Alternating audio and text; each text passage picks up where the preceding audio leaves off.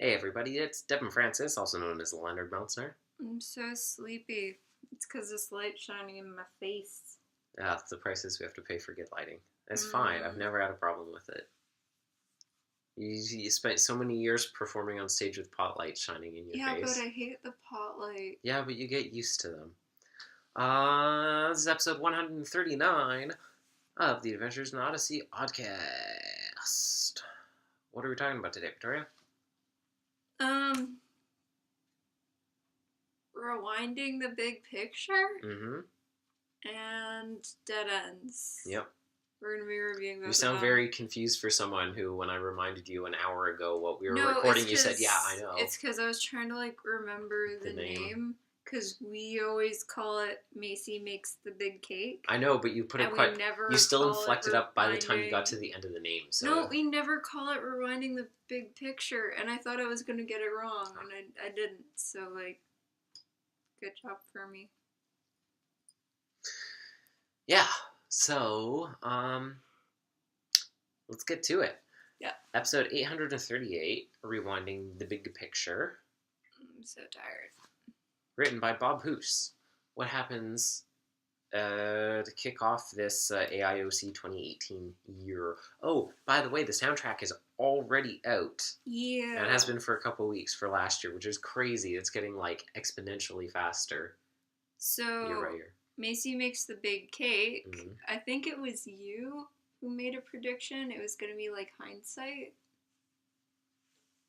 Did I mention hindsight specifically? Yeah, you did. Interesting. So, go me. You get a prediction point. I'll go stick that up on my wall. Yeah.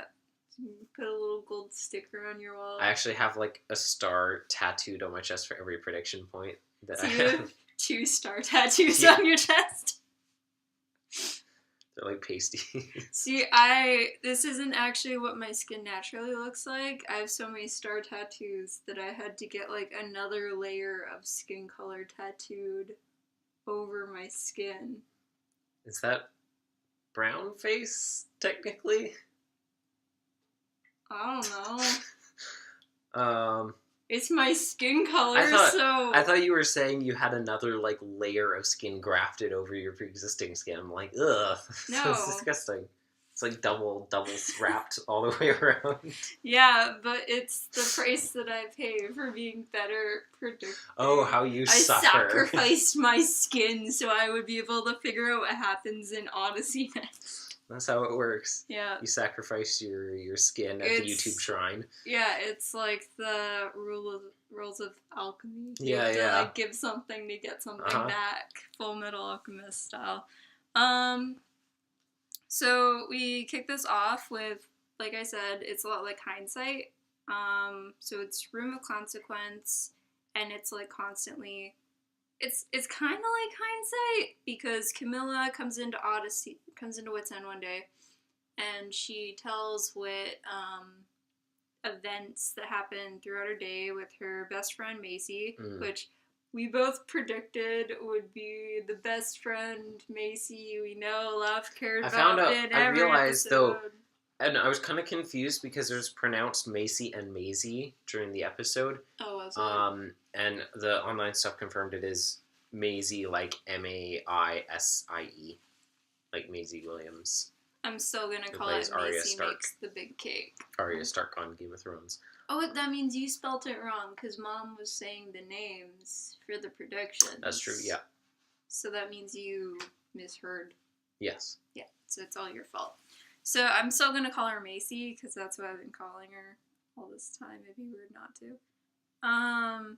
So she's been having, a really terrible day, and Camilla's, telling Wit about it, and Camilla's saying, that she wishes there was a way that she could have handled things differently, maybe made Macy's day a little bit better. Camilla gets to live the social anxiety dream in this episode, where she gets to rehearse and redo and practice conversational cues and lines as many times as she wants. I might talk about that later. But, so in Wit programs an adventure where she tries to make things better constantly throughout the day, but nothing changes at all. And then at the end of the episode, she goes to see Macy, and she finds out that the reason Macy's been upset is something that, like, completely does not relate to Camilla in any way whatsoever. And it's because her grandfather is developing Alzheimer's, and she's really upset and emotional about it. And then Camilla prays for them, and then her grandfather has like a little lapse, unlapse, I don't know what to call it, where he... A breakthrough. Yeah, where he remembers Macy and some other things for a little bit, and then the episode ends. Yeah. In fairness to Camilla, she never thought that Maisie was mad because of her. Well, she always knew it was something else. She just didn't know what it was. I really, really loved this episode a lot. When you said, I think, in my mind, it's a combination, or combination's not fair to say, but it's like halfway between Hindsight, Eternal Birthday, and Idle Minds, because Idle Minds is, what do you think? Oh, I was thinking Idle Minds. Robot Macy makes the big cake. They're half episodes together, and I always get it mixed up because Idle Minds has minds in the title, and it's in a pair of half episodes about reading minds. And then there's Suspicious Minds, and then there's Exactly. What Do You Think? Yeah. Yeah, what do you think? Because it's Liz, like, we see her, like, go through the day, and then she's like, oh, I wish I could, like, go back and, like, alter, and, like, go back through the events we've already seen that she went through on that day, but, That's like, fair. alter her interactions with them. I really love Alex in that episode so much. What was her name again? Liz has, like, some Eugene screams in that episode. It's great. So, yeah, rewinding, except it's, like, the thing I kept coming back to in my mind is, like, when you're trying to 100% like an RPG or something, or like a dating sim or something like that, but just by like trial and error and deeply exploiting quick saves, because she's just like, wrong save, retry, honestly, just rewinding 5 seconds over and over. That's what I did. It's like she's playing the Impossible Game or Super Meat Boy or something like that. I do that when I play like choose your own adventure games. So like when I was playing To Be or Not to Be, there was this one point where like I wanted to get all the different endings to the games and stuff. There's so many. There's like hundreds I never was able to. But I found this one section that I never found before. And so I didn't want to like lose my spot. So every time I was about to die, I would just like quickly press the back button and then just literally like grind everything I could in that area story-wise. In that tree. And yeah, that tree of possibilities that Ryan something? Yeah, Ryan North. Yeah, Ryan North created. I love his stories. I need him to make more so I can keep on reading them. Yeah. Mystic Messenger prevents you from doing that by making you like pay in-game currency to load a save so that you can't exploit your saves like that. See, if this was a visual medium, we would have been able to see Camilla running around in the background throwing like trays of food on the ground and like little point marks floating. She's just guzzling Mountain Dew and Doritos. I'm gonna get more HP and charisma so I can go back and talk to Macy better. Yeah. I don't know about you, this probably applied to you too, but I figured out like super early on that like whatever she did, it wasn't gonna change anything at all. Yeah, and I also figured it was related to her grandpa. I didn't figure that out. Did she mention that earlier on? She got really, when their friend Noah, like, trips and everyone's making fun of him, she gets angry. She got, like, particularly angry when they were like, nice going, Grandpa Klutz, or whatever, and she got particularly sensitive at that, and the way she did made me wonder if it wasn't just because of the name calling, but specifically something to do with grandfathers that was what she was upset about. Good catch. Thank you. You did good with this episode. Thank you. I'll give you this one because you fail at all the others. Thank you. Oh, I will take that participation trophy. Thank you very much. It's not even a trophy. It's just like a certificate. It's not a trophy. It's not a ribbon. Yeah, it's a printed off certificate with 30-cent paper.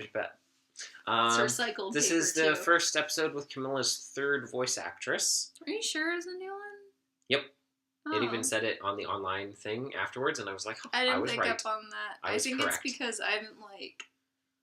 it's been a little while since I've listened to an episode with her. It was different enough that I kept on not knowing who was talking at the beginning between her and Maisie when it was short lines, because I was like, neither of these sound like Camilla. But I was like, I had to hear Camilla say... She sounded older, I will say that. She had to say at least like 10 words in a row before I was like, okay, I can hear the Camilla. I think I might have started the episode and I was like, she sounds... And I was like, well, then again, she's always like...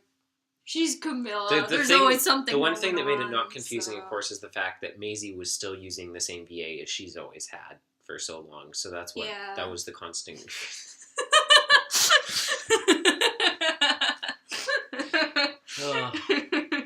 We played it so well when we did the predictions, but I feel like today it's too late in the day for me to get through these jokes now without cracking. It's past 9 o'clock.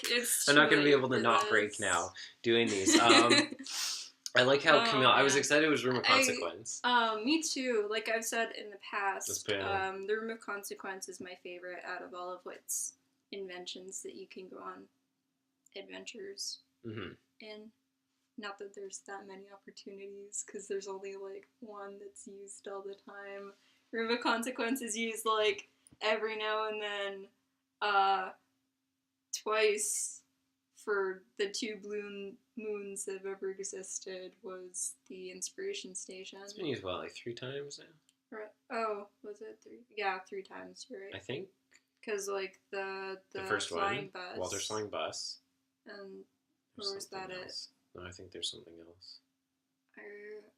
I can't remember because honestly, Whit's inventions are so similar that I think there's one more. But I could be wrong.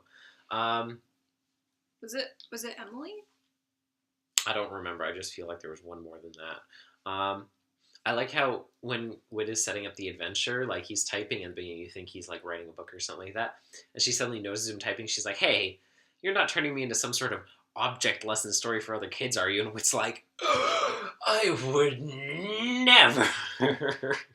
Oh, it's just like backspacing really quickly. How dare you accuse me? Also, I have never done this in my life. I know this, and I love you. You didn't mention the most important invention that Whit has ever created, which he got inspiration from a literal angel to create. 'Cause they knew it'd be I thought that's what you were going to say, but then you said the Inspiration Station said, so I went down that. Yeah, I was going to say this one next. Yeah. I also forgot what it was called, because it's been used so many times, I just can't remember. Well, the sheer presentness of it. The thing is that the only person who ever uses it is Maisie. And Jared. Yeah, well, Jared used the first time, and it's appeared like 80 other times since then, but Maisie's the only one who ever uses it. She's just so...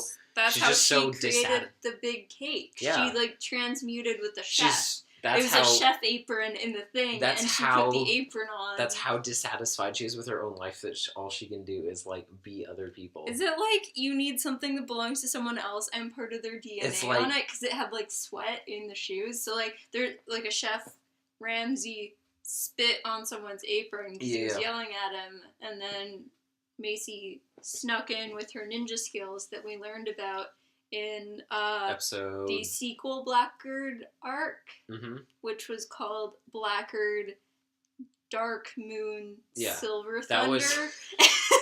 I think you can use that with the Thundercats novel. No, it was episode. It was episode 611 is the one that you're thinking of. Yeah. Where she steals the apron and she becomes Gordon Ramsay and she makes the big cake. Honestly, you could make a spin-off of just like the Transmuter and Macy episodes. It's kind of, it would be kind of like... We've already talked about a spin-off with Macy episodes. It would be like the Replacements, except like with yourself instead of your parents or like other people in your life. I want this. Okay, so, all seriousness, I actually really did like Macy as a character in this episode. I want to say that, but I feel not enough to say her name right. I feel like no one's gonna believe me though. But I actually we're did. So sincere. We're so sincere. She's a ninja, for goodness sake. This episode just like it hit me right in the feels. I really liked it. I feel like I was worried that it would go on way too long with like Camilla repeating everything, because after I think about like the second or third rewind, you figure out what's going on. And then it still goes on for like 6 or so minutes past that. And I was worried it was going to go on like way too long. But just, I don't really think it did. But that is because Macy got more and more exasperated as it went on. And so did Camilla. She actually remembers each timeline as she goes. That would have been a great plot twist. That would have been interesting. If it was actually Macy in there and not a computer program, it pulled like some Isaac Sam stuff. But did you realize what was on the album cover? Like what was made out of balloon animals? Before it was in the episode? Because I absolutely did not. And I can't really remember what the cover looks like for this. They're like in a hallway or something like that. Yeah, and she has a balloon the Empire State Building with King Kong on it. Oh, yeah. I remember I was just like... I thought it was just a blue curtain with a monkey on it. And in the online thing... I thought it was a curtain. Where they're talking about the art, they're like, we put King Kong onto the side of it so everyone would know exactly what it was. I was like, that did not help. I just thought it was a curtain of balloons. I thought it was a curtain. I didn't even notice the monkey, honestly. I was just kind of looking at Camilla and my favorite character, Macy. Yeah. But I don't know about you, but when I got to the end of this episode, I was just like, with like the grandpa remember. But then I was like, no, actually, yeah, I'm cool with this. Because, like, that kind of stuff can happen. Yeah, with Alzheimer's, you never know what's going to trigger memory. Yeah, and, like, prayer is powerful, and also... there was a song that his wife sang and stuff, so it was like, it all makes sense. And that moment was also, like, really touching. And, I really like, though, that they said it was probably temporary.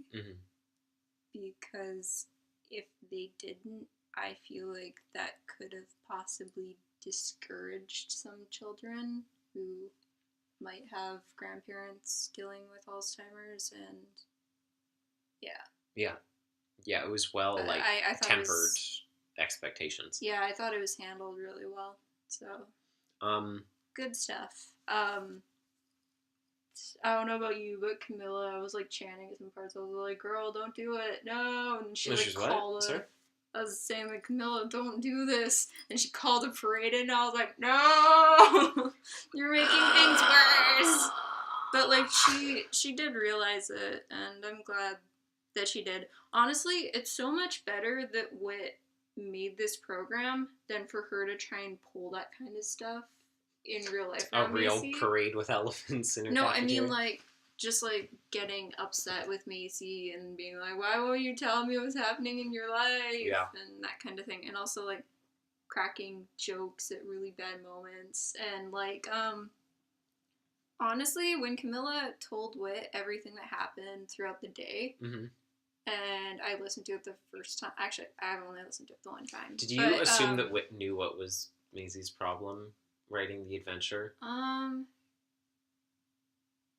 Because I did, because my mind does, because he knows what happens with a lot of kids. Exactly. I think it's like the same thing that happened with the transmuter. That's exactly where my mind went to. Where he was like, is all that stuff real? And he's like, yes, it is, because I already knew the answer to all of your problems. Like, specifically, I know all the gossip in this town, and I programmed it into my machines. All the gossip in this town. Whit gets paid in secrets and in money. It's true. Especially because you can scan information into the imagination station to upload data, so he just takes the Odyssey Taddler. He snuck into Macy's room and stole her diary and scanned it. He just takes the Odyssey Taddler and just scans that in, and so all the tabloid news of the town gets canonized into history. Oh man, can you imagine like Connie with the movie stuff that happened and all like the stuff that would be in his machines because of that happened? But with Camilla saying like she tried to be there for Macy and like just be a friend and stuff, and then at the end of the day when she knows that Macy was like super stressed and like hurting, and she's like, can I pray for you? And Macy's just like, no, and she runs off. I was like, honestly, Camilla handled the situation perfectly, I think.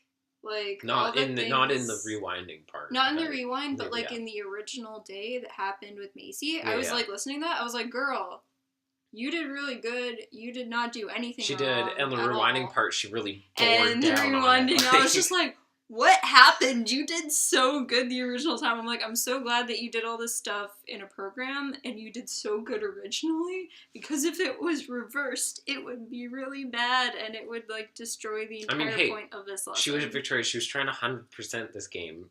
She has to go down every dialogue tree, you know? That's true. I do like that.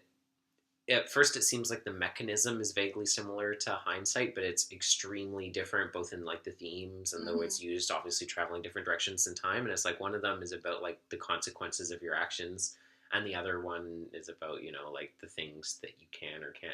I guess they're kind of opposite in that way when you think about it, which is interesting. It's like the perfect nemesis to Hindsight, and I love Hindsight. I think we both talked about how much we love it, and like this, I think, is as good as Hindsight. I love the idea of Camilla trying to speedrun friendship. Like when she gets frustrated and she just like goes back, like she's just like, this cutscene. Put me back 2 seconds. Put me back 2 seconds. She's like, after perfecting, she's like, I can't miss a frame. It's like what I didn't think in advance of what the AGDQ acronym would be instead for this. But like, there's some moments in this where Camilla was like really mean, especially to that one kid. And I also thought that like boy the 11th was hour, gonna Victoria, or Groundhog's Day, you know? I thought that boy was gonna like end up having a crush on Macy or something like that. I mean, I think he did. Yeah, I'm pretty sure he did. He was nice. Camilla was really mean to him though. I hope she wasn't like that in the first timeline. I don't think she was. So, thematically, the episode gave me very strong themes of like to mend or repair and out of our hands in terms of lessons about like emotionally support people while they're hurting rather than trying to fix their problems every time. Sometimes they just need someone to listen and be a friend and not, you know, try to fix everything.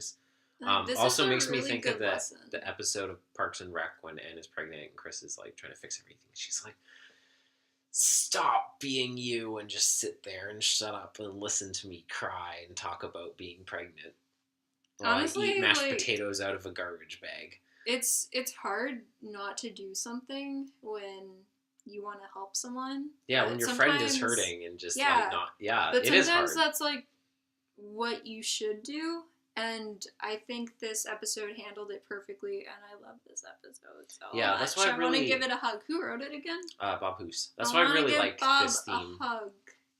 It's a very good episode. I really like it. So, we come to a very sweet ending, where talking about great is thy faithfulness triggers this memory, and then he remembers Maisie.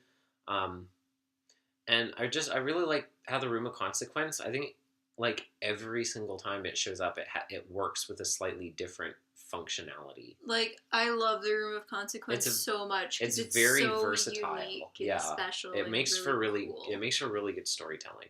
It is. It's like, honestly, I feel like in some TV shows, like kids' TV shows, where there's like where if it's episodic, if this was used in an episodic show and was used every single episode, I think every single episode would be like super unique from each other, because the Room of Consequence is super cool. Also, I love when people go into the Room of Consequence when they've already been in there before, because they're like, I know how this is going to work. And I'm like, kid, unless you've been in there like 6 times, you're not going to realize it's different every single time. So, like, have fun with that. By sheer coincidence, the web doc actually really tied back around to the original Room of Consequence episode, kind of. Quick question about that one. Are we still rolling with the theory for that episode that Jimmy was every single one of the Barclays at some point? I think so. Because that's the only thing that... Is it like dream logic? I assume so. You think you're the person, but you're not actually? Because you are dreaming. That's how it works. So remember, like, the hammer hits you it comes out of the wall and it bonks you in the head and you're sleeping. Episode 17, I think. Yeah. Of the Oddcast. And of Odyssey. Yeah. What a coincidence. Yeah. Lots of coincidences. So the web doc for this episode... There's no such thing as coincidence. ...comes to us... It's going to be the next episode. ...from the 30th anniversary cruise. I'd never seen... Apparently... Because I would have remembered, I'd never seen the new WIT mascot. Here it is, Victoria. No, Here's all of them together. Oh. Look at Eugene's face. I've never seen Look at that good boy. one. I know, that What's was new wrong? on me too. Oh, no. But the WIT especially. Oh. We were so shocked there, I accidentally stopped recording for a second. I hit the button. Oh, no, Devin. It's so bad. I know. It's so bad. Can you get that on a t-shirt and wear it when we record episodes? Or I could 3D print just the head and wear it while we were recording. Actually, when are they gonna make the Macy head mascot? I demand one. So they show in the doc, basically all of the doc is them showing a sketch they did on the cruise, and they show like the full video. Couldn't have given us the live. I have no idea when the live episode is going to be released. I don't know either. I can't even remember what it's called. If you know, tell us. We never really found, because they removed the title, so we don't know if the title we had before was the real one or not. Oh, really? And so we were like, I guess we'll still assume the same title as before, but I don't even know. Probably because I don't like... Facebook never shows me anything from the official page, and I never go and check it, and I don't watch the official podcast, so it's probably a thing that's known by people. Well, we just don't care enough don't to check the official page, because every time you do, you get spoilers about stuff. It's true, too. So if you know what's happening with that, put it in the comments. Anyways, there's this sketch, and it's about Thanksgiving dinner at Connie's house. It's maybe between 10 and 15 minutes long. This is from the live show? No, it's just it's a sketch that they performed on the cruise, but it's just like, it's not an episode. Okay. It's just a thing. And it's Thanksgiving dinner, and there's Connie and Whit, and Eugene, Woot, and Jules, and Jason. And the gist of the plot is it's funny because in my mind before, I was thinking of it kind of like one of the Mandy's debut shows, and then as we were talking about it, I suddenly realized I know exactly what plot it is. And it's the plot of the first Room of Consequence episode. But with them? What's the name? It's from... Yeah, I know. It's Not Our Daily Bread. Yeah. Into Temptation. Okay, I wanted to say it was Into Temptation, but I didn't think it was. I'm like, Lord's Prayer. When we first started talking about it, I was thinking, isn't it Into Temptation? I was like, wait... I was like, it's in the middle. It's on disc 3. Does it have enough temptation in it to warrant that title? No, yeah. It's basically the plot of Into Temptation, except instead of a Bible video game, it's the turkey for Thanksgiving. Like, and it's don't like eat it? Everyone, as they sit down to dinner... Is the whole thing on the... Yeah, they show the whole thing. Oh, should I listen to it? You can if you want to. Basically, the plot of it is that as they sit down to dinner, everyone confesses that every single one of them at some point like messed up the turkey and swapped. I told you 10 to 15 minutes. So it's basically like Murder on the Orient Express, but every single one of them sequentially messed up the turkey secretly and then like swapped it out with a different turkey, and so they ended up being like, oh, there was actually 8 different turkeys, and each one of us like secretly destroyed it without telling anyone else. And so I was like, it's basically the same plot as Into Temptation, where they're like, this game passed between all of us, and each of us secretly did something bad to pass the game through. Jules' credit card was canceled. How did she have enough money to buy a turkey? She was the only one who did not... Well, I guess Connie didn't either, because it was Connie's dinner. Jules is the one who discovered the turkey, and then everyone, like, confessed one at a time to the bad things that they did. Jules like, for once, I'm not the one who did something wrong. Yeah, she's like, I put the turkey in the oven, and now it's melted. That's what? What? So she's as good at cooking as it was not her fault. But maybe, well, yes, because you know what they do? They do chocolate chip cookies and orange juice. Mm-hmm. So yes, Victoria, she is as bad at cooking. I'm still really glad you didn't make me do that. Yeah, I know. There's orange juice in the fridge right now, and I'm sure you have chocolate chip cookies in the cupboard. I think you ate them. Oh, those are the last ones? Okay. I have the ones you put mint in the cookie tin. Oreos, and that would taste even worse. That would be even worse, which... Honestly, Connie would probably enjoy more. It's not something you would think is possible, but there you are. Oh, man. I also have Cheetos. Oh, because if we get soggy in the orange juice. Yeah. It would break off and fall to the... Plus, people are gagging. Plus, this is the bottom of the pitcher right now, so it's just like straight pulp. Oh, which I love pulp, but combining that... I can't even drink normal juice with like a little bit of pulp. Love them juicy bits, but combining that with Cheetos... So we try and imagine if Gavin was here, he'd be like... He would have already thrown up all over our carpet. Okay, so 5 stars. I really loved everything about this episode. I really love Macy. I hope she's in more episodes, as we know her to be.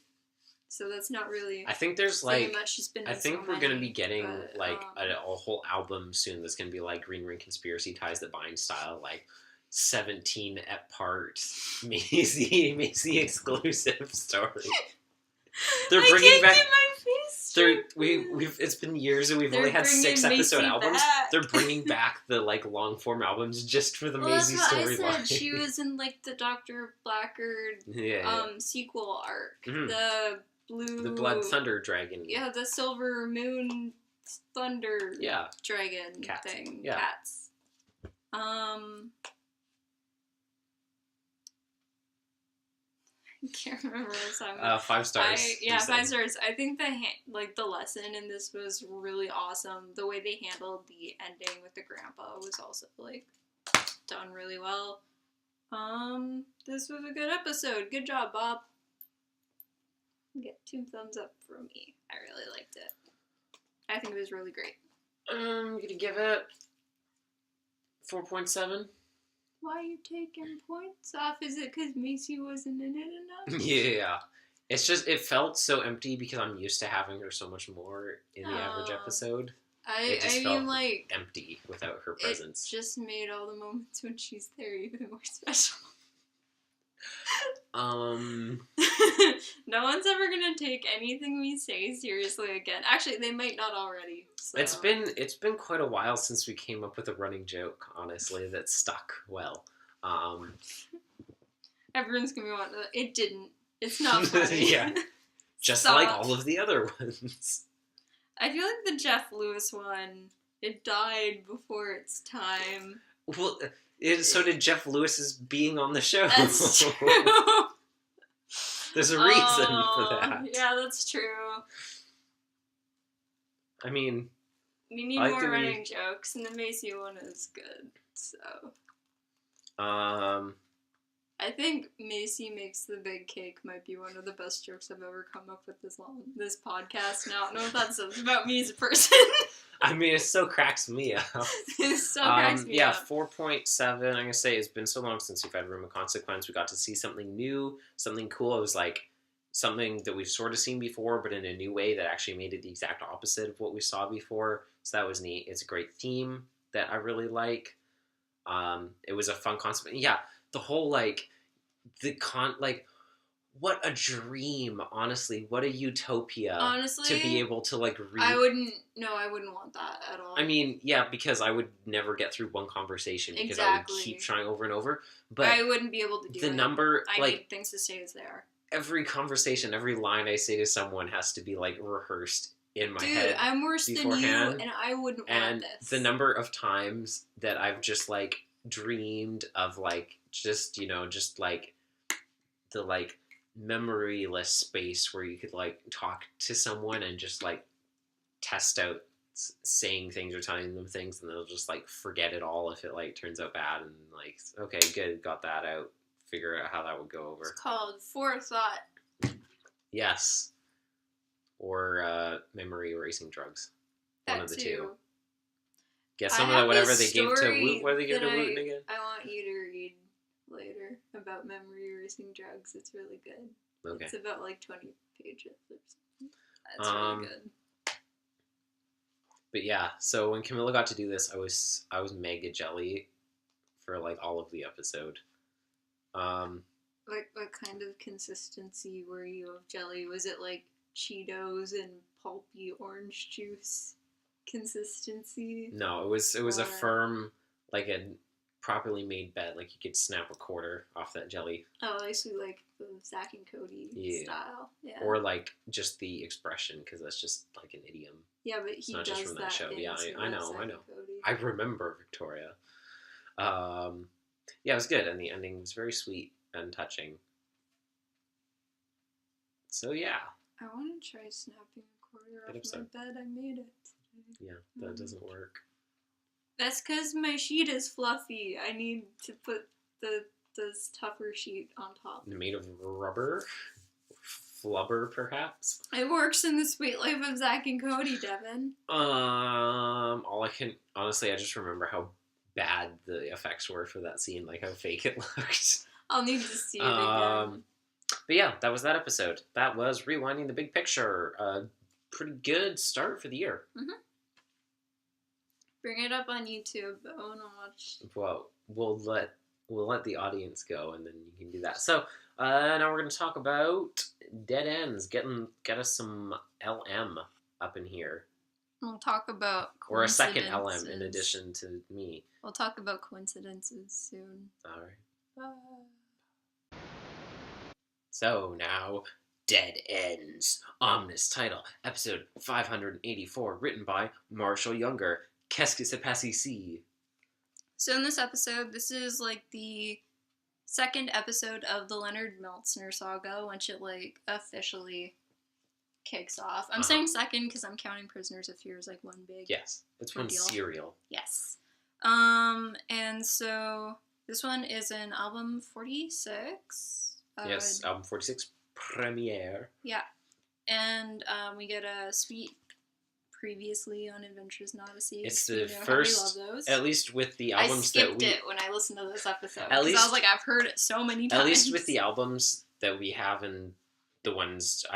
Maybe there are other ones for albums that are now split into 3 tracks per episode, but that we have the old versions for. But as much as we have, this is the first episode to have like its own separate previously on track. Mm-hmm. Which, of course, there's suddenly a big slew of them because we get the album 45 to 50 like chain of all these stories. 45 to 50 are just like so good. Yeah. They're so good. Yeah. I want something like that to happen again. I mean, we kind of did get stuff. Yeah, we talked about it. It was really great. But I feel like, it didn't reach the same angst capacity. Yeah, well, we didn't have as many arcs going on at once. Yeah, we had like Jules and then Buck and then Wooten and Penny. Yeah. And I think that was it. That was about it. But anyway, so... Where's this? Sorry, we have the Leonard Meltzner saga.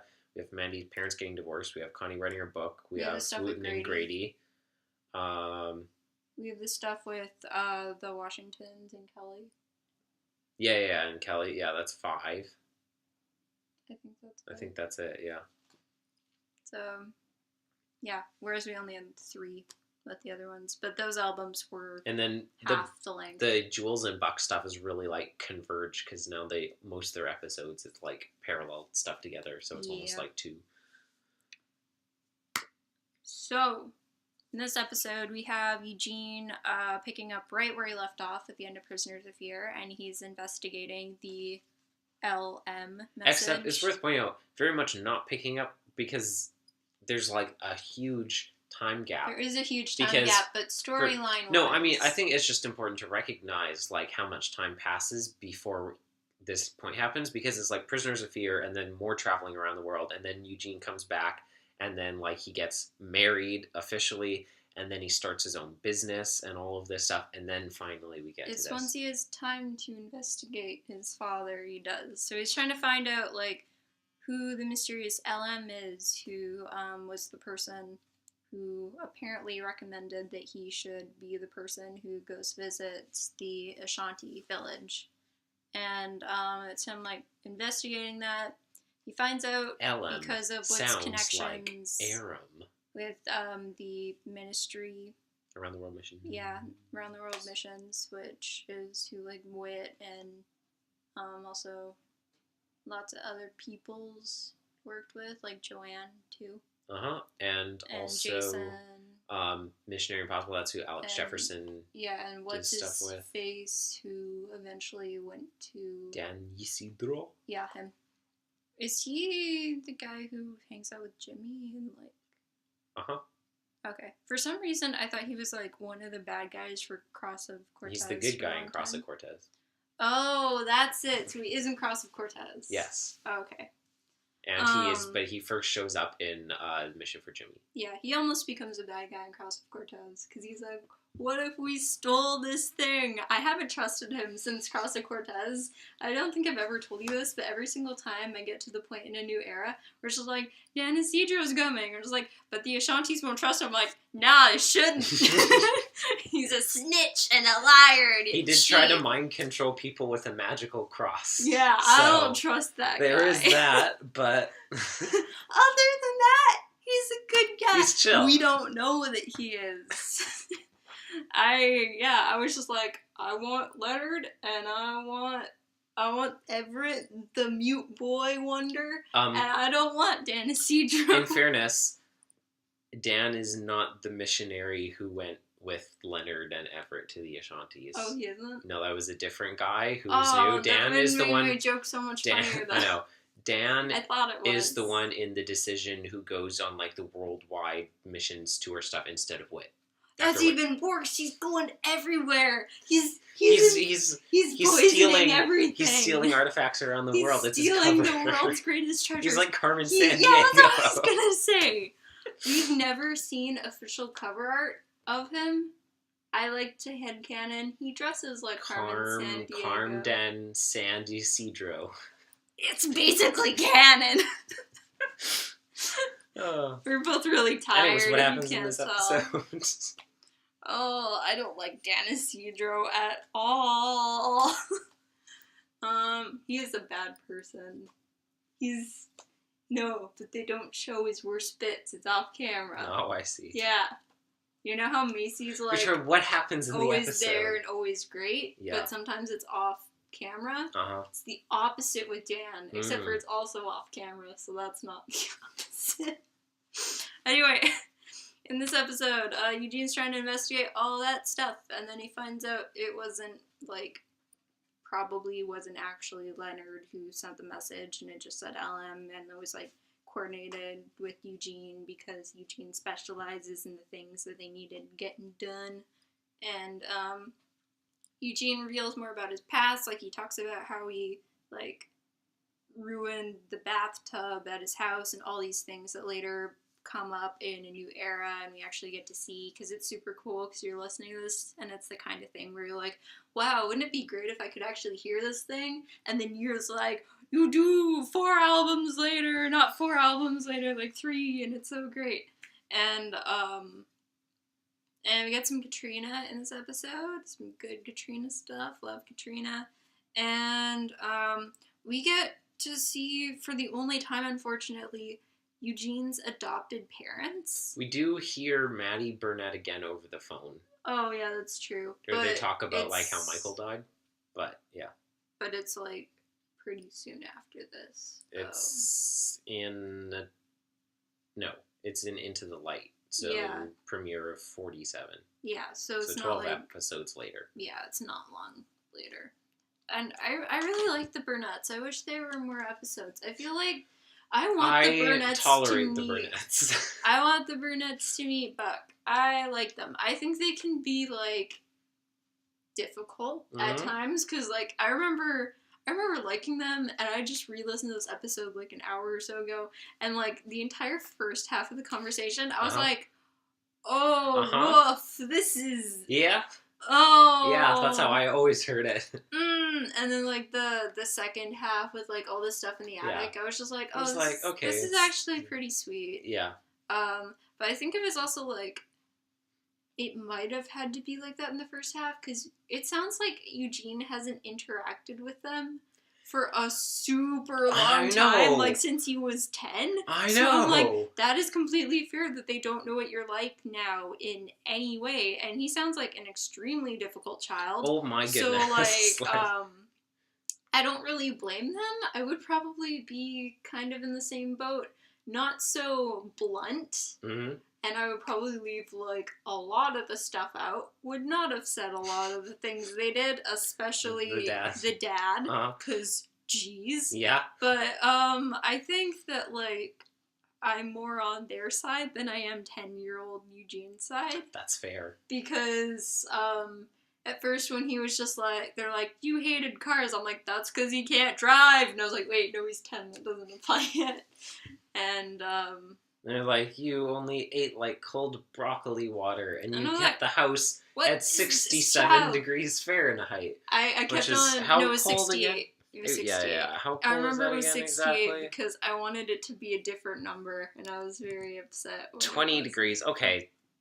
That's not that cold. That's like what we have now almost. We're almost. at 22, I think. We're 24, I think, no, right now. No, we're 22. I turned it up the other day because it was cold. Wait, you did? Yeah. That would be why it was so hot today. And I had the window open all day. I was 22, 23 is room temperature. 20 degrees is like just chilly enough that you notice it. Like that you need a sweater. Not even that you're like chilly enough that you're like, should I wear a sweater? No, is that I'll why be too warm. was cold? Because he's always wearing a vest. That's why he always wears vests. Even though he was the one who asked for it to be 68 degrees. I don't know. Were you listening to that and you're like, make the number something else? No. Why? I was. Now think about it for a minute. Oh. They're like, your favorite number was 68, and I was dying laughing. Oh, Eugene. Always the bridesmaid, never the bride.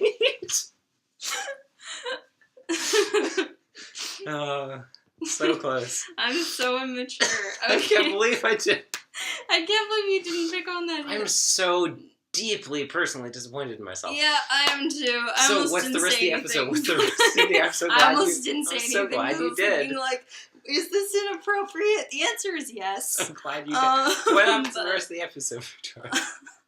He has like this really touching conversation with Whit that almost made me cry about like how he's always had the parents who he's. Are you tearing No. up? I am thinking about how the even more irksome thing is that Eugene's favorite temperature to cook at is 421 degrees Fahrenheit. Sorry, go on. Wait, is that actually it? Or are you just I'm just because it's one away from 420. Yeah, I know, but were you just making? I'm just joking. Okay. But it's close to where you cook lots of things, so it works. That's true. Proceed. But also, thanks for explaining the 421 joke. Well, you acted like you didn't get it. No, I was asking because I didn't remember. I was asking if he said that in the episode, not why the number was 421. If he said that, there would be no doubt that there was also, no coincidence. You can't do like numbers like 1 and stuff. I know. On ovens. If Eugene said that, if Eugene had said his favorite temperature to cook at was 421, we would be like, okay, they're doing this on purpose. Yeah, it was absolutely on purpose. It's like the Wonder Boner commercial. Where it's just like, you know what you're doing. You know. But it's fish. It's fish. It's fishing. My wife would like that. And also the just go.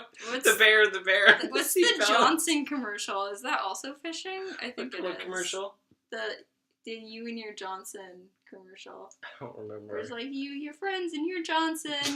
just go. I'll show it to you later. It's about fishing too. They're all about those dirty-minded sailors. Okay, Devin's dead. It's a good thing Mom isn't here and she doesn't get these jokes, otherwise she'd be laughing for like 20 minutes straight. Alright. So, now that everyone's turned the video off. We're so mature. So Eugene's talking about like father figures and Whit and how like God's always supplied for him. It's like super beautiful. And then it ends with greatness is the best way to put it. It ends with a complete confirmation that Leonard is alive, and that is just, like, so satisfying to hear. He doesn't say his name's Leonard, but, like, who else would it be? I guess they could have pulled a series of unfortunate events. It's different initials. Where it's just, like, makes you think it's the parents, and then it's... Oh, I thought you were talking about something else, which admittedly you probably don't remember because it doesn't pay off until book 12. Then probably not. I read the first 90 pages of The Vile Village today. Nice. Because I realized that I still have The Vile Village and 2 more books. Yeah. And I only have under a month to read them, and I was like, oh no. I have 3 shows coming out. out. And they're like, VFD, and I was like, we're gonna get answers, and then it's just like, the Crow Village is what it stands for. The Village of Fowl something. Yeah, and I was just like, how dare you? Yeah, I have 3 series coming out on Netflix this month that Honestly, I can't wait for. Like, and the first one comes out in 2 hours. Okay, I'm gonna stop talking about series of unfortunate events, otherwise it's Voltron season 5. 5 minutes. It comes out anyway, this episode. What do you have to say? It has been a year since we reviewed Prisoners of Fear. Can you believe that? Yes. No, actually, it feels like less than that. I know. Time goes so fast when you're an adult. And we're finally doing the next episode in Leonard Meltzer Saga. It only took us 12 months. Only. Yeah. Basically, because, I mean, we did it like January to March. So the median was 12 months. This episode, like, the beginning, it really shows Eugene's desperation in trying to find his dad, that he's calling up people he doesn't even know if he's related to. When you think about... Mr. Meltznoir. Mr. Meltznoir. When you, like, it shows how desperate he is when you think about the fact, like, how extensively Eugene knows his enormous family tree. And he's also calling random strangers. And he knows... His family tree is that big, and he knows it's super detailed, and he's still calling people he doesn't even know or related to him, don't even have the same last name. Like, I know most of his family is dead, but given that he knows so many connections, plus connecting it to Bernard's side of the family opens up so much more people who are alive. I just thought of a Photoshop I want to do for this episode. By which you mean a Photoshop you want me to do for this episode? No, I'm going to do okay. it. Thank you. I have to write this down before I forget. I don't have anything to write down anything on. You can put it on your phone. Do you have your phone with you? Where was I? The fact that he's already exhausted, evidently, all of those connections, and now come to this point is really saying something. But like I said, so much time has passed. Like, this episode is the next episode to air after Prisoners of Fear Part 3, so it creates this illusion that it hasn't been very long, but timeline-wise, like, there's a lot that has passed here, which really drives home, like, my main confusion about this whole thing. And I've said it before, I cannot... Are you coming back, Victoria? I cannot believe how long Eugene waited to tell Whit about all of this. Like, obviously, Whit has enormous knowledge and connections and resources and would be able to find Leonard so fast. And he did find Leonard so fast as soon as Eugene told him. So I've always found it so confusing that Eugene waited so long to let Whit know what was going on. And Katrina's like, Whit would be able to find him. He knows all these people. He used to be an archaeologist. I'm like, yeah, it's like not even like you're not thinking about it. Like Katrina's saying all of the very obvious, highly specific reasons you should tell him. Plus he's like your mentor and pseudo-dad. So, yeah. Are you going to show me your note? No. It's going to be a surprise. I'm not going to show you till it's done. All right. Actually, you know what I'm going to do? I'm going to, like, make it directly after we finish this, and then I'm going to film your reaction to it. All right. It'll take me, like, 5 minutes to make it or less. All right. I love the, like, don't you think so? Yes. Do you remember the last point I said? I wasn't listening. I was looking up stuff on Google. I was talking purposely loud enough that you'd be able to hear me while you were over there. I was very focused. Laser focused. That's the way I was talking about how weird it is that Eugene waited so long to tell Whit when Whit has all the knowledge and connections and resources to find Leonard super fast, and Katrina points this out, and like, so they knew that and realized that the entire time, and Whit did find Leonard super fast once they told him. So it's weird they waited so long. Sorry, what? Anyway. I like... I want to say the thing. Sorry, there's something I want to say before I forgot. Mm-hmm. On the coincidences note, before I forget, Eugene brought up coincidences, and he's like, I know you don't believe in coincidences, but I'm going to call this a coincidence. And I was just like, so confirmed, like, Bernard believes in coincidences, and Eugene does, and, like, Tom does, and, like, every single person does, except for Whit. Which just likes to be different. Which is just like, I'm special. Yeah. I've never believed in coincidences. I didn't believe in coincidences. In what? Sorry? Before it was cool. I don't don't know what I just said. Got it in one. Merger's version. Nice yes and, Cassidy. If Eugene was conducting as many experiments at the age of 6 that went awry as often as he claims, because he's like, it went like many of the experiments that I conducted at that age. And I'm like, if you were conducting that many experiments that went that badly when you were 6, why did your parents give you access to concentrated hydrochloric acid? Good question. I was like, heck, I don't care. I wouldn't have done that. I don't care. Maybe he, took it and they didn't notice. I don't know. Why would they have it? It's Leonard. They're archaeologists. Leonard's weird. What do they need with concentrated HCl? I don't care if Eugene was the smartest child on Earth. I would not let him handle concentrated HCl. What's his Dullton? Probably Dullton. He had Dullton. It's his Dullton. That's his boring twin. Dullton. No, it's his fake. You didn't let me finish. Okay. It's his fake name. He puts on this fake black mustache. And he pretends to be a mailman, and he's just like, "You child," because he apparently has a Russian accent. He's just like, "I have gift for you," and then he gives him hydrochloric acid, and he's just like, "Have fun with this," and Eugene's "Great." It's like a crappy Snow White ripoff. And he's like, "Try not to kill your parents." You know what would have sucked, Victoria? In the top floor, if they couldn't get the voice-activated door open because the name to open the door was actually Dullton Këàrn. He actually said it wrong when he first did it, and then he didn't know how to change it. Honestly, that's something that would happen to me. It's like Dullton Këàrn. Dullton Këàrn. Dullton Këàrn. You get to get your into it. Dullton, you idiot. His name's... Yeah, Dullton, that's it. Yeah, that's why he's called Dullton Këàrn. He's like, do you think mentally that's what Leonard called him, a derogatory term? He was like, Velma will never love you, Dullton Këàrn. Dullton Këàrn. Dullton Këàrn. Nice.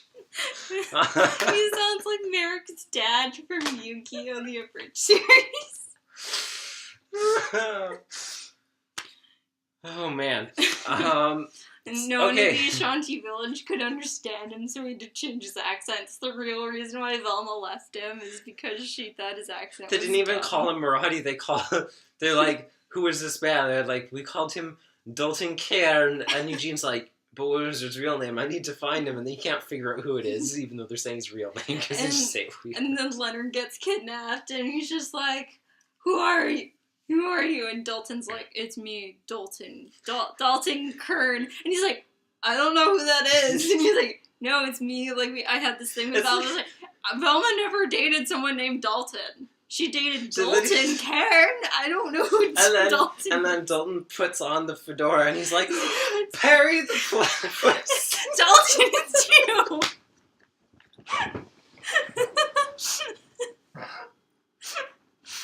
What an episode. We have Macy and Dullton Këàrn. Did you know that I was going to make a Perry the Platypus joke? No, but it was good. Oh man, I want that would explain the accent and stuff. If he's Dr. Doofenshmirtz. No, but Leonard's Doofenshmirtz. Oh, that's true. Anyways, next thing I want to talk about is deep-seated abandonment issues. Oh, what a good transition. Throughout Adventures in Odyssey as a whole, one of the biggest, probably the biggest, struggle that Eugene has had as a character has been his abandonment issues. His last in a long line status, not like the episode, but like how he says it in Peace on Earth. Him being the last in a long line of Meltzners, that status is something that he touted frequently early on. Leaving for Israel without getting a chance to say goodbye to Eugene in person was a huge turning point for him, as was Katrina leaving him, literal turning point.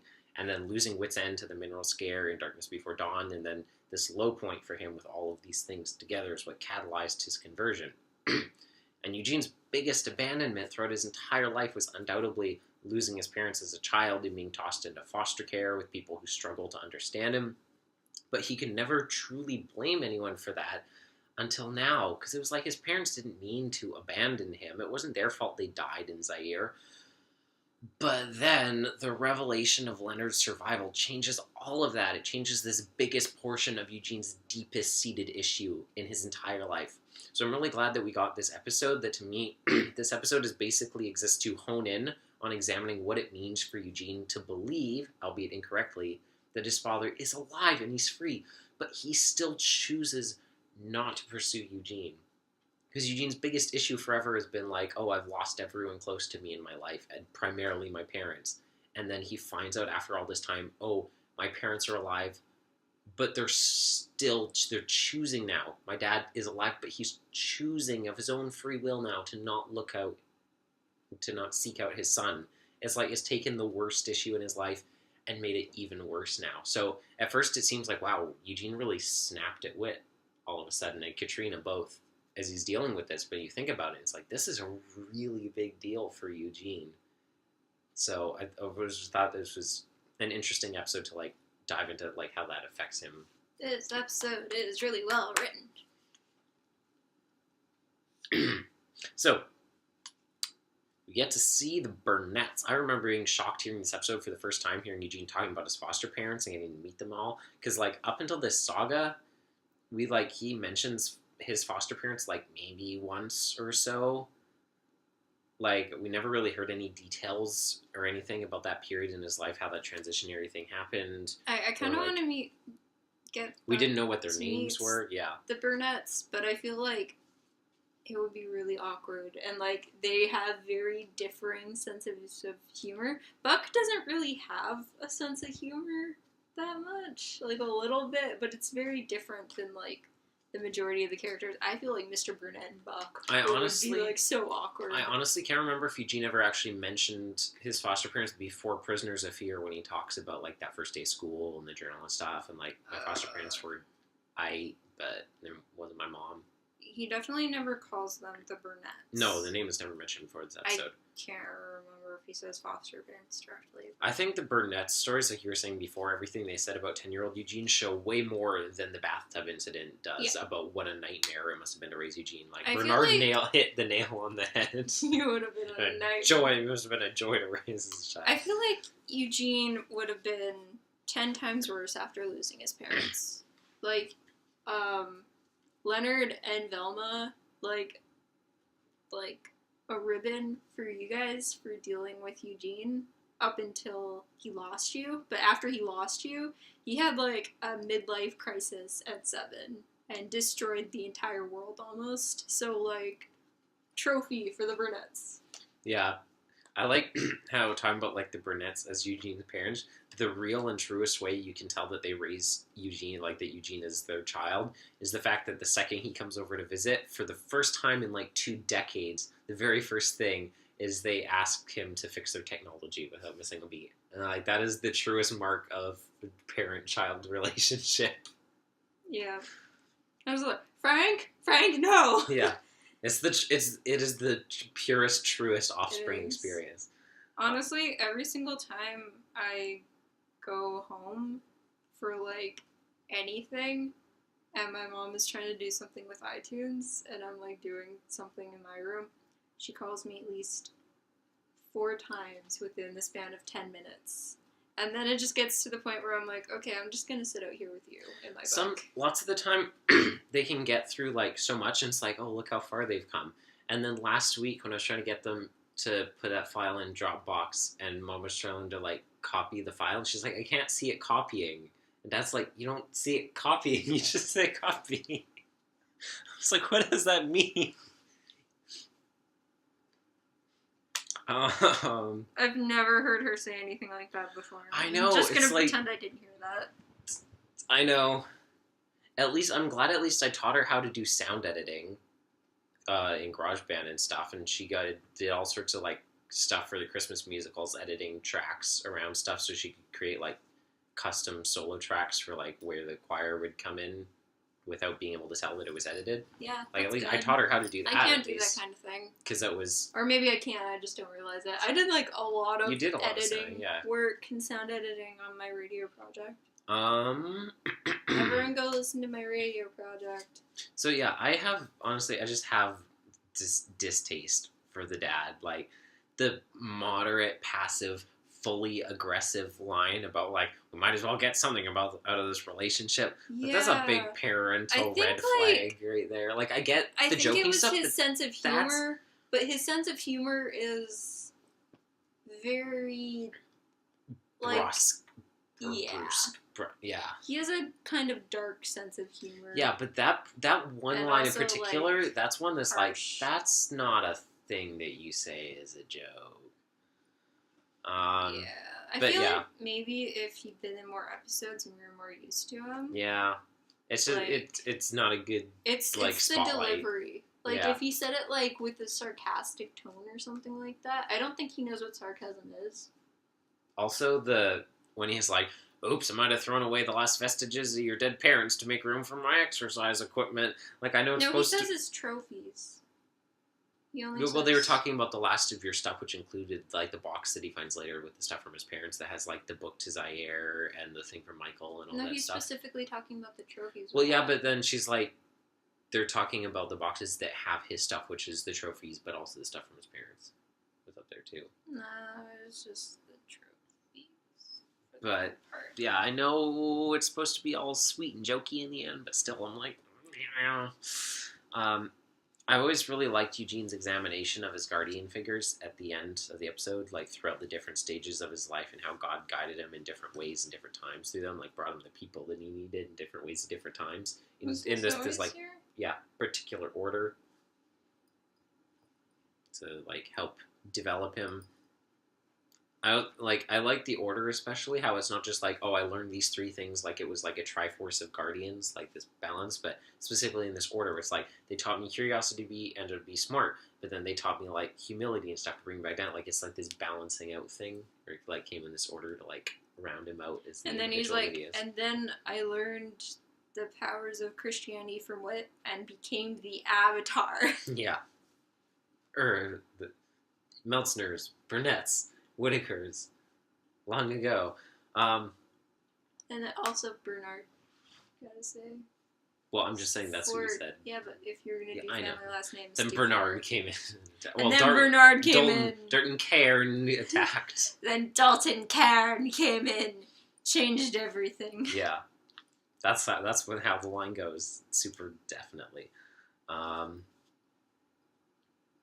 really wish there was, like, art of Dullton... So I could, like, make his eyes go across and, like, make his tongue stick out of his mouth and do a whole bunch of other things. And put silly glasses on his face. This episode ends with Whit and Eugene going to work on the early version of the EduLink, which is a nice foreshadowing touch in advance of the impossible. Sorry, what? Is this a joke again, or no? No, what I said the episode ends with Whit and Eugene going to work on the early version of the EduLink. No, what? I don't know what that is. Stop it! I don't know what an EduLink is, Devin. You never pay attention, so I don't know when it's a joke. I don't know what an EduLink is. It was a nice... Shut up. It was a nice foreshadowing touch in advance of the impossible, which is later this album. So that's cool. What's an EduLink? I remember being very confused the first time I heard, like, the ending scene of this with Leonard, because for whatever reason, I assumed that he was at an airport and he was answering questions for security, and he's like, my name isn't important. I thought he was being taken into a cult, honestly. I think that's really, what it sounds like. I always thought it was an airport, and he's like... And he's just like, we're very happy you're here to join us. And I'm like, this sounds like a cult. That does make more sense, yeah. I thought it was an airport, and he's like, my name isn't important. I'm coming from Africa, where I was held captive for 20 years. And the guy's like, haha, okay, say no more. No need to tell me details. And I was like, what kind of airport is this? Because I always thought it was him arriving in the U.S. the homeless airport, Devin. Or yeah. snitches get stitches. I don't even think it was on the second listen after hearing A Time for Action. I think even by that point I still didn't realize that it was Leonard signing into the homeless shelter in Connellsville. Are you serious? It was probably at least the 3rd time before I was like, oh. Are you serious? Yes.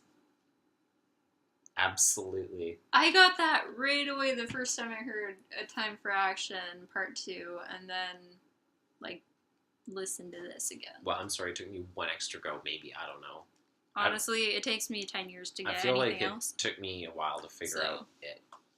So yeah, guide stuff now. Sorry, my throat's really clogged tonight. I'll read it. All right. Behind the scenes, Dead Ends introduced us to Eugene's foster parents, the Burnetts. Though Eugene had mentioned having foster parents in previous episodes, we had never seen this part of his life before. Sound bites. In Dead Ends, Leonard Mielzner. Devin spelt it wrong. I did not spell it wrong. I just capitalized the first two. Mielzner. He's related to Dullton Këàrn. It's because you're Leonard Meltzner. Yeah, so we you have to put me in it. Yeah. Subconscious. Yeah. A little Freudian slip in there. Leonard is played by Phil Proctor, who voices animated characters in many popular animated films, including Aladdin, 1992, Treasure Planet, 2002, Dr. Dolittle 1, 2, and 3, 1998, 2002, and 2006, and Rugrats Go Wild, 2013. Coincidentally, this is a list of all my favorite movies. All other movies I hate. I actually really hate Rugrats Go Wild, and I'm thinking of Thornberrys Go Wild or whatever. I hate the Wild Thornberry movie. I've seen it too many times, and I've only seen it like 3 times. It was Monsters Inc. too. He was in Assassin's Creed. Oh yeah, sorry, I realized that Who's Charlie? When I watched Assassin's Creed, I was like, this is Leonard Meltzner, which is funny because if I recall correctly, the character he played in the Assassin's Creed movie, in the original game, that same character was played by Earl Bowen. Monsters Inc. This is just going to sound horrendous. Charlie. Oh, okay. It's the slug guy. He's the slug guy. He's the guy who has like holes in his helmet. Okay. So his eyes can stick out of it. He plays the monkey and snake in Dr. Dolittle. That's really cute, actually. Sorry, what was I saying? Okay, he was... Yeah. He's an avatar. The Last Airbender. Eugene is the avatar. Yeah, so sorry. That's what I was thinking. He plays in the games, in the Assassin's Creed games, not in the movie. He plays like the main bad guy in the real world for Abstergo in the games, which was crazy because I was like, this guy's Leonard Meltzner, but the bad guy inside the Animus is played by Earl Bowen. You already said that. No, I got it wrong. Oh. I said they were the same character, but in the movie and the game. He plays a monkey both in the game. Every single Dr. Dolittle thing that's ever been created. But except for Dr. Dolittle, he doesn't just play a monkey. In the third Dr. Dolittle, he plays Drunk Monkey. It specifies. Who's he? Okay, it was just additional voices in Aladdin. He was actually the genie, fun fact. And Treasure Planet, additional voices as well. Aw. Okay, nothing too exciting, but still cool. So yeah, Dead Ends. I'm gonna give this episode.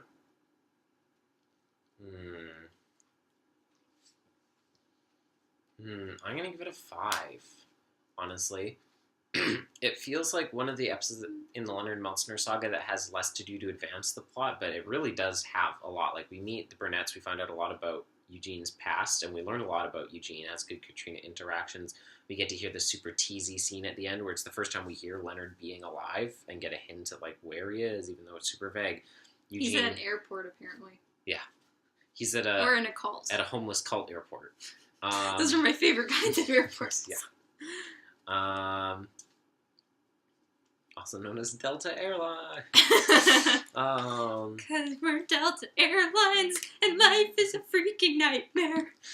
No! Go! Because we hate you. You're gonna make up some garbage airlines. Let's call it Delta Airlines. Yeah, I'll just make up a fake name. Go watch John Mulaney. He's good. I was saying, oh yeah, and Whit finding out about it. And it's kind of, starts setting up a lot of stuff for Time for Action, the hints that they will come. And a new era. Eugene, really faces, like I said, head on his biggest issue, which I think was the most it's been dealt with is, honestly, the turning point, A Time for Action. Sorry, not Time for Action, sorry. I meant, Last in a Long Line. No, the turning point... the one where Now is the Time.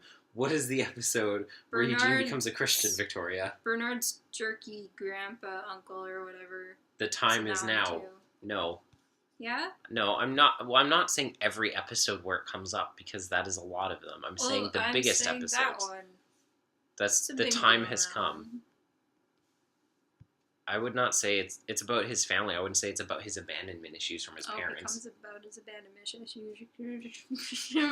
Yeah. It's almost nailed in one. Family. No. I can't talk tonight. I'm saying the biggest... We've been talking about this for so long. Hurry up. Biggest episodes, the time has come, the turning point, and this one. And honestly, now that you say it, like, his connection, like, I can't lose his family too. I'll grant you partly that, but I would still say the top 3 are the ones that I said. For me, I'm going to give it 0 out of 5. Needed more Dullton Këàrn. And more Maisie. Maisie. You say your way, I'll say mine. Actually, Maisie was in this episode. Oh, yeah, you're right. I forgot about that. Yeah, she was in, the Wits End scenes. Yeah, like she's usual. Just really quiet in the background. She's always in the Wits End scenes. Yeah.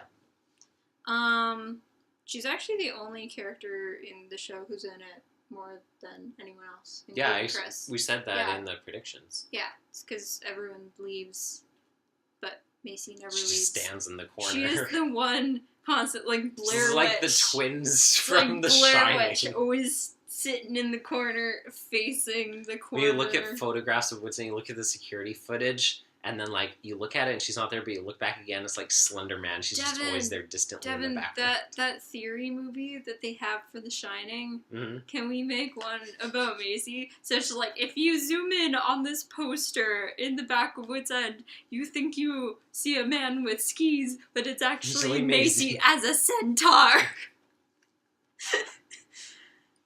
Oh, good stuff. Writes itself.